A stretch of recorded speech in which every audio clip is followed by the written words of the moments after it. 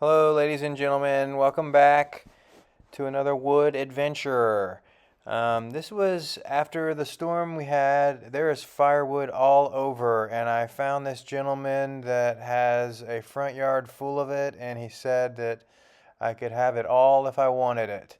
That piece right there, I actually had to leave, and I'm not happy about it. I talk about it later.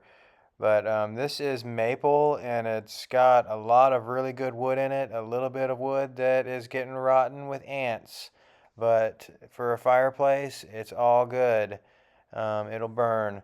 But it's real. I mean, that's some pretty stuff. And I mean, some of the pieces I split open, and it looks like a guitar top inside. I mean, it has that maple grain, and it's just gorgeous. Um, but that's the large portion of the tree that I'm going to be working on here today. And some of the smaller stuff is just going to a fire pit, which is perfect for fire pit wood. No problem there. But this is how I take tension off of trees. If I can get a floor jack underneath them, that's all you have to do. And this is a perfect example. This tree has it's got a big arch in it, and it's resting on the tip and it's resting on the butt. So there's tension all in this, and if it's that large, you're gonna get pinched. But I brought two floor jacks. Hey, because two's better than one, right? If you need to use one to jack up one area, you could slide another one under the back and just keep moving the jacks down the tree as you go if you needed to. I didn't have to do that, but I did have a little bit of trouble here at the beginning with the jacks sinking in the mud. I mean that log probably weighs 2,000 pounds or more. I mean, it is heavy. Every round is probably almost 100 pounds, at least probably 80 to 90. But so the jack will sink in the mud before it lifts the tree, and that's what was happening to me here. And I just kind of showed that because when I'm around my own house or shop, I have like something flat to slide under it. I mean, even plywood will work, or if you have a metal plate or something, just anything that can distribute that pressure from the jack and just kind of distribute it out away from those little round wheels on the jack. Um, but if you're watching closely, you can see I was able to get this thing to lift, and it does sink a little bit. I mean, this isn't perfect. You can see that the jack is kind of sinking and angled a little bit, but ultimately it's really pretty safe. I mean, if you're not a complete moron, it's not really going to go anywhere, and if you're not standing underneath it and you're aware and you have a path to get out, you're good.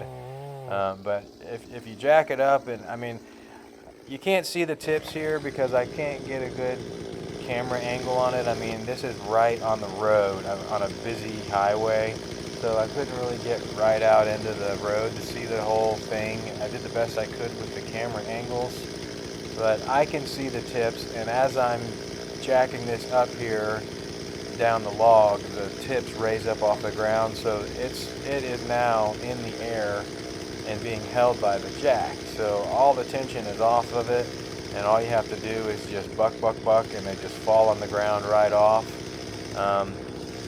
I do go along and I kind of reposition it a couple times throughout here, which you'll see.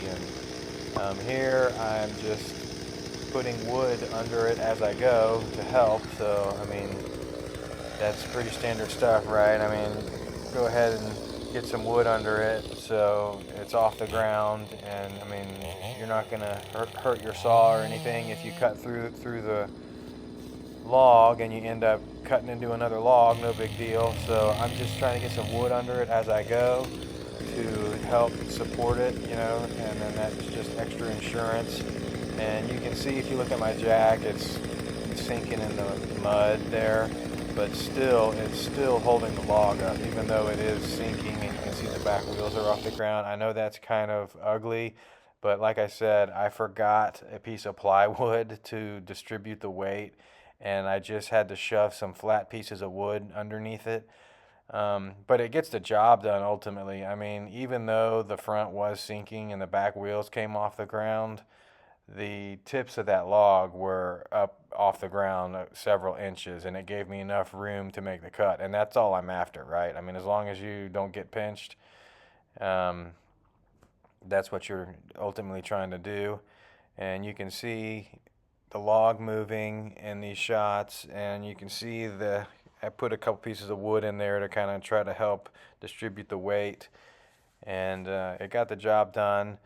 But here, that log goes up in Ys to the left and to the right. So I made my first cut, and you could kind of see how the log shifted, and it kind of wanted to roll a little bit, but it lifted the left side of the Y up off the ground, and I went ahead and cut those and bucked that up. And then I pulled the jack out, and I moved it to the other side of the tree, down further, and then that pushed it kind of up, lifted it the other way, and it rotated the tree towards the camera to where the other side of the crotch Y piece was lifted up off the ground. And that enabled me to cut both sides of that where the tree branches off into a Y. And I got both sides cut. And then here, I guess after I got those, I came back and put it back in the same area again, just to start bucking up the main stem of the tree here. And you can see how well that works. I mean, it's lifting it right up. It's pretty neat. It's really fun, actually, just to see the whole tree raise up like that. Right here, though, I think I realized that I needed to go ahead and change the angle and put it back on the other side. So that's what I'm doing, I guess. I got it lifted, and then I remove the jack, and I take it to the other side again. So we'll see what happens here.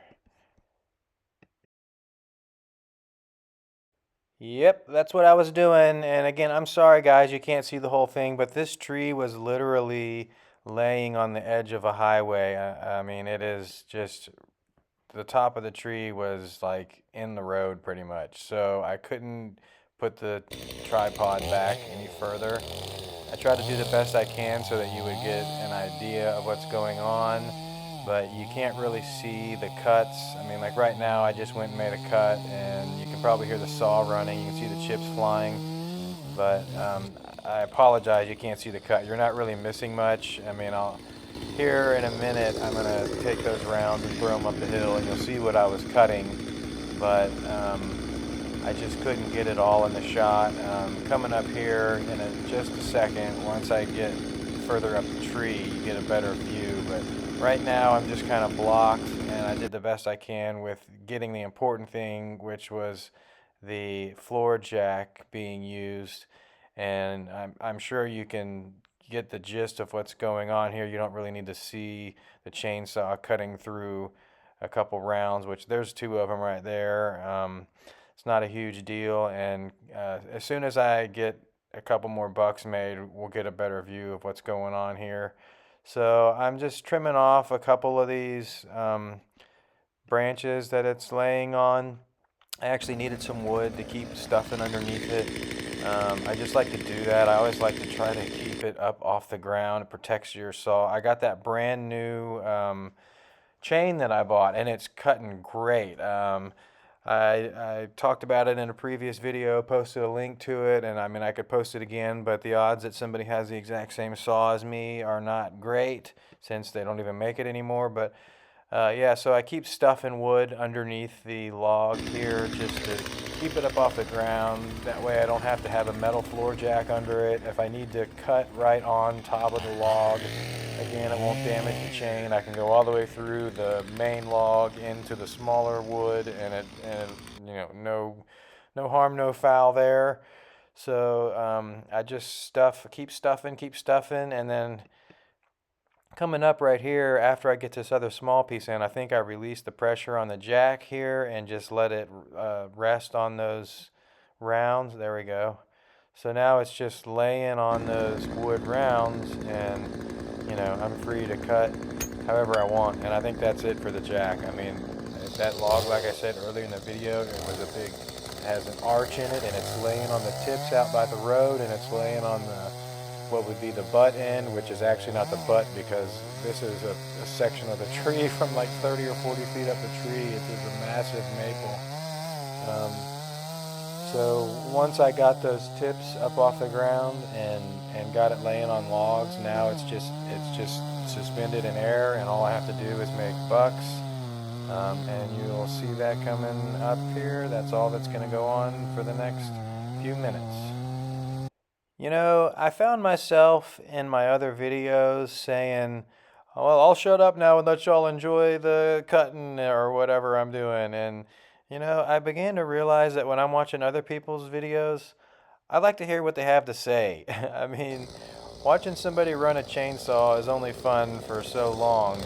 And, you know, I realize that what's really interesting is hearing what people have to say and what they're talking about and what they're doing, even if they're not telling you how to do something or something. I just find it more interesting to hear how their day's going or, you know, what they're thinking. So I think I'm going to stop saying that because I'm probably not the only one that feels the same way. I mean, you can only watch a log splitter run so long or somebody cutting on a log for so long, and if you're not getting any other enrichment or information out of it, then it just kind of gets boring. And then you find yourself just skipping through the content anyways, and it's not helping the watch hours or providing anything. So anyways, I'm going to keep talking more, and if you want to subscribe, that'd be great.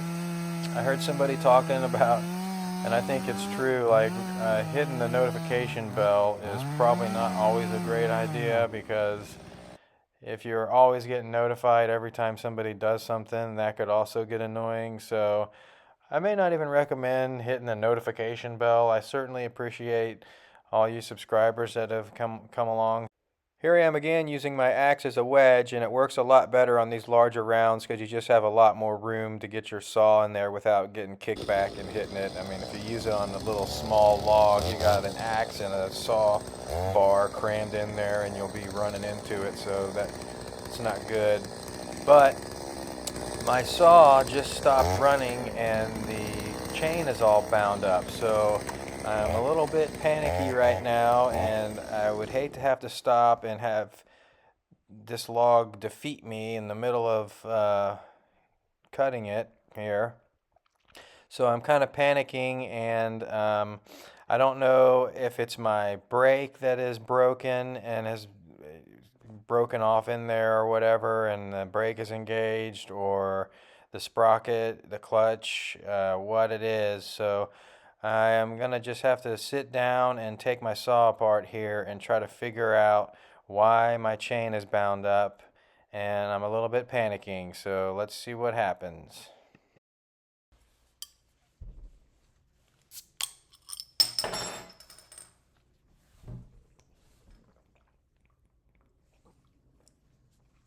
Ah, sweet nectar. You know, the stress is building. Sometimes you just need to have a cold one and relax and try to figure things out, because my saw is really giving me fits right now, and what else can you do? Life's too short. So have a cold one, think it out, figure it out, and we're going to get through this. You know, while we're on the subject, my ass is heavily edited out in this video. I mean, it is butt cut after butt cut after butt cut. And I got to stop doing this, man. I try to find long shirts to keep them tucked in and have the right camera view, but you can only get one camera view, and you just get to work and the shirt gets untucked, and before you know it, your butt's in the camera. So, you know, you're not really seeing much of it, but just know that it's happening. I sat down and took my saw apart, and I didn't run the camera, but all it was the sprocket at the tip of my bar was bound up and not turning. And I mean, I tried to kind of take the end of my scrinch flathead screwdriver deal and clean it out a little bit, and it really wouldn't fit in there very well.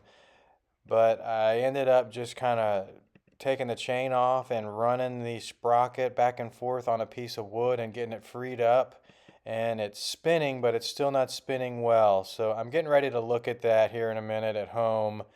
And I'm going to try to oil it and spin it and clean it. And if I can't get it, I'm going to have to buy a new bar. But that's the way she goes. So we'll see what happens. I'm anxious to go see if I can get it freed up totally and get it running really good, but there's no telling how long this little saw's been running with all that pressure on it, and that's not good. So I'm going to try to get it fixed, and I'll have to use my home light and or buy a new bar.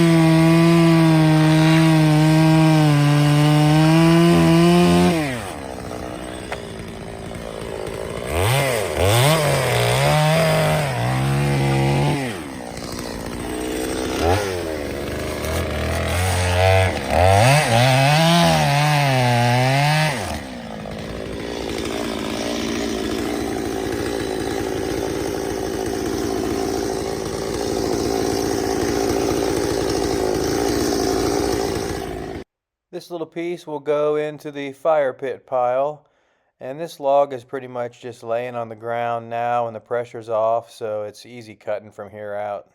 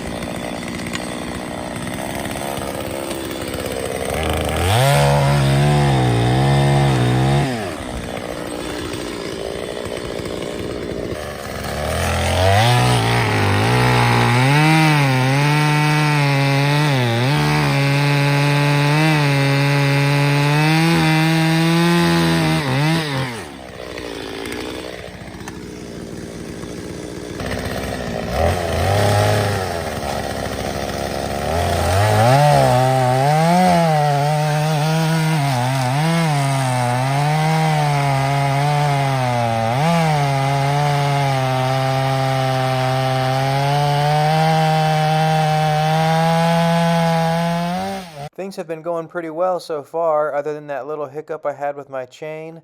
That's not a huge deal though. I'll get that figured out. Little did I know, I'm running low on gas right now, so I'm only going to get through like 1.5 more bucks, and I wanted to finish this whole log, but apparently I'm not going to be able to. I thought one tank would be enough, and it's just not. I'm actually out of 2-cycle oil, so I wasn't able to bring extra gas, and I just didn't feel like going to the store and doing all that right now. I've been awake all night. I moved half of this log pile late last night and stayed up all night. The rest, well, like 4 more hours, and then came back over when the sun came up and started doing this. So I'm just about done here. It's actually kind of a shame because there's another log laying right behind the camera that you can't see, and it's just big enough that you can't really pick it up. I mean, I would have got probably about 3 rounds out of it. So I would have liked to have had that because it was nice, clean stuff out away from all that rot that's starting to happen. I mean, it was, I guess, maybe half of those rounds size, where, I mean, it probably branched off into a Y or something, taller in the tree. And so that was some good wood that I just left laying there. But I am about out of gas and don't really have a way of lifting that, so I left it. Oh well.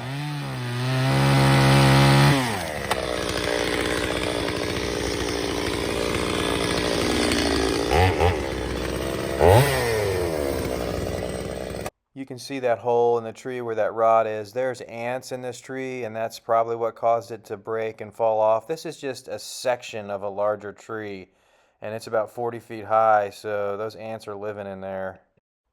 At this point, I wasn't really aware that I was running out of gas at the time, but because my bar on my saw was giving me problems and I was just working that saw really hard on this tree, I just decided to kind of take a break, let the saw cool down, let me cool down, and I split some wood, which I think I messed up, and I hit record on the camera and it didn't start recording, and then I came back to stop it, and when I hit the stop, that's when it started, so it kind of did a reverse record on me here, and you can see the wood that I split while I thought I was recording, but I needed to retension my chain a little bit, and the bar was hot, so I just said I think I need to let it cool, and that's what I was doing here.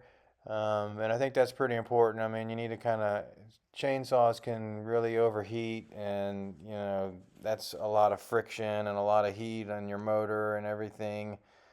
So it's good to just kind of let them cool down, let the bar cool down, let the chain cool down, and then kind of regroup and re-oil it and let the oilers work again when you restart it. But that's what I'm doing here, and just kind of taking a breather for a minute. Okay, so here the log is getting really wide, and that knot sticking out is adding like 4 inches or so to the girth of it. So I just wanted to get rid of it, and I was having a hard time getting a good angle on it to shave it off, just so I could get my 16-inch bar in there and cut this piece of wood. But I managed to do that, and I started cutting it, and it wouldn't have been any problem to go ahead and get through it if I wouldn't have ran out of gas. Come to find out, it wasn't a huge deal that I wasn't able to finish the bottom section of this bigger piece, though, because when I started splitting the last round that I did get off of it, a bunch of ants came running out of that hole, so I probably would have left it anyways. And I guess, when you think about it, when you're cutting firewood and you're cutting trees that are down and standing dead and everything, there's usually a reason why they're down, and it's either rot or fungus or termites or ants. So you're not going to usually find saw quality logs that get blown over in a storm or something. And, why was this tree weak? Well, because it has ants living in it. If I was the homeowner, I may consider trying to treat this tree to kill the ants, but they've already done a lot of damage, and the rest of the tree might be on its way out in the coming years. There's no telling how long it'll live, but you could probably treat for those ants and stop the damage currently. I'm not a professional pest control person, but I used a fipronil-based insecticide to treat my house, and it lasts 10 years.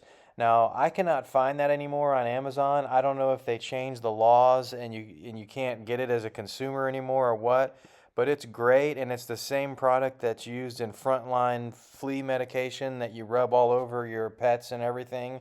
So it's pretty safe and it lasts a long time. So I'll post a link to some foam that I found. It's not the same thing that I use, but it's a foam bottle that you could probably inject into that tree to kill those things. Now this is funny. I was unloading that wood and this tire's been on its way out for a long time, but it exploded and that's the inside. I guess that's what Fix-A-Flat looks like after it dries for years. But I was unloading my wood and that thing went off like a cannon and the wheelbarrow landed on my foot. This is what my wood supply is looking like now. I have a little bit of work left to do and I'll probably record it all and post videos of splitting it and bucking it and everything. But most of this is wet, needs to dry till next year. And I do want to reiterate in my last video, I remarked about drying properly. And my stuff just has to be in the shade because I don't have a large area and I don't want to put pallets all out in my grass and have my grass turn to mud and kill the grass and everything and have a big scene in my backyard. So I'm kind of forced to keep it under the screen and porch. But I only cover the tops of it in like winter if I'm going to be using the top row and I just don't want snow and ice and water to get in it. But as long as it's getting sun and ventilation, I think that's the main thing. Thanks for watching, guys.